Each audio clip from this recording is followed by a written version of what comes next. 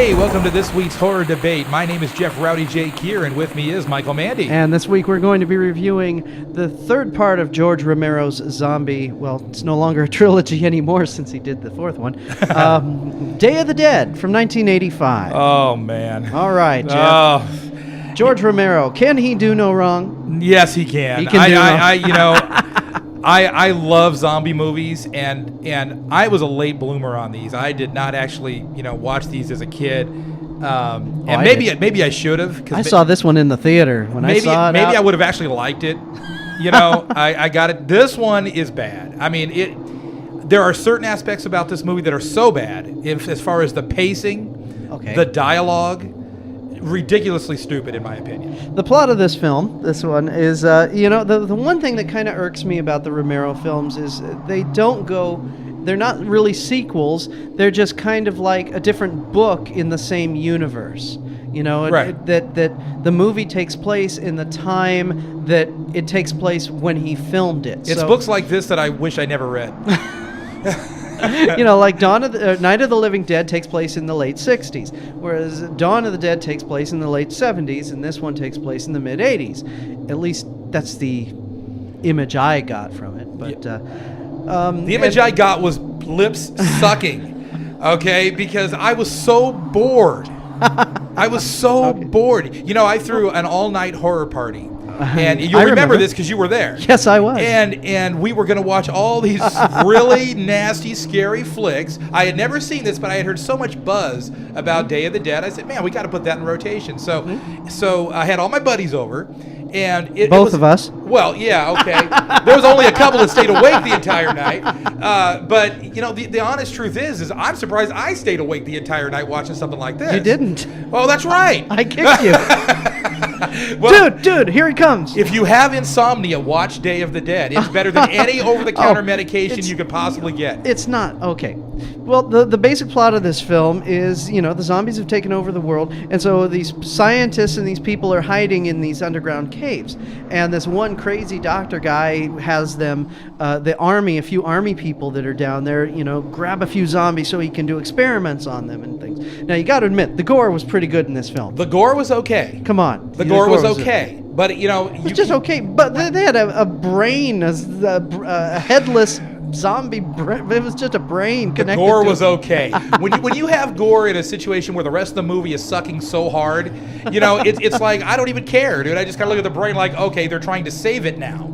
They're trying to save whatever they can salvage out of this flick now. Well, the thing of the film was, it shows all these people trapped, kind of, literally and figuratively trapped in these caves with not much outside contact. There's not much going outside. Most of this film is a very claustrophobic film, and it's a lot of people being pushed to their breaking point. So there's a lot of dialogue, a lot of talking, and a lot of I was pushed to my breaking point. The remote was sitting right there, and I was edging toward it every 2 minutes. My hand to get a little closer. The end picked up a little bit. The one thing I did like about this movie, and this is a little bit deeper, is that the main zombie, the big guy Bub. Yeah.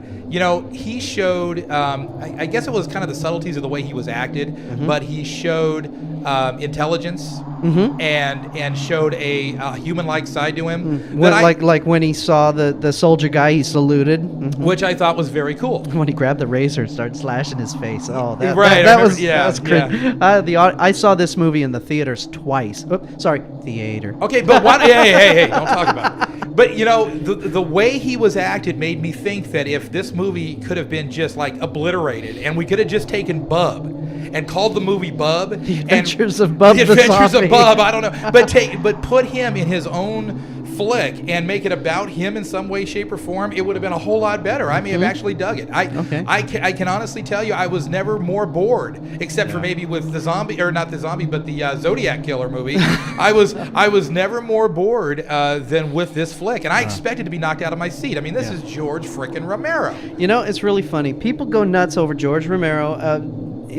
Night of the Living Dead, instant classic film. Dawn of the Dead. I love Dawn of the Dead. This was it needed a little more oomph. It definitely The engine didn't even start. It didn't need more oomph. I mean, it didn't even kick over. You turned the key, you got click, click. You know, I mean, it was pretty much flatlined from the beginning. Mike, remember, we were looking at each other sitting on the couch. I remember you looking over at me and going, because you had seen the movie before. I've seen a lot of times. And you were looking at me like, okay, what's he thinking about it? What's he thinking about it? And I looked at you. Is he awake? Yeah, are you awake? And I looked are back you still at you awake? like, what are you making me sit through, man? What is this? I mean, I've seen church services that are more exciting. I mean, come on. Okay. No. Yeah, it's not the fastest paced zombie film out there. No. So that's an understatement. Yeah. Okay, right, Jeff, what are we doing? You know what? I'm going to give it 2 stars for the simple fact that, like I said, I really dug the Bub character. Mm-hmm. I think if a movie was based around that actor, that character, I think we would have had something. Well, you know, in the next film, Land of the Dead, they did kind of expand a little on the zombies can be intelligent theme that they started with. Which is another review. Yeah, which I'm not going to flatline like this one. You know, I mean, I although that movie had its share of issues as well, I think that it wasn't nearly as boring as this one. This one is very talky and not much action. They save it for the end. But the acting wasn't good. You can have a talky movie. You can have a talky movie. I like dialogue. Oh, come on, man. You don't want to go up into Whirly Bird. You have to have people that make it work. And these people, I don't know where they got them from. They but I don't know. It's not happening. I'll agree with you there. Sometimes the actors are not really the best. Yeah. Definitely not big names, and they haven't really done anything since either. Yeah. Gee, I wonder why. Oh, that's a tough one. Anyway. All right. I'll give it 2 stars also. 2 out of 5, I think, is more than fair. Probably a little generous, but that's... All right. I'm Michael Mandy. He's Rowdy Jeff. We'll see you next week on The Horror Debate.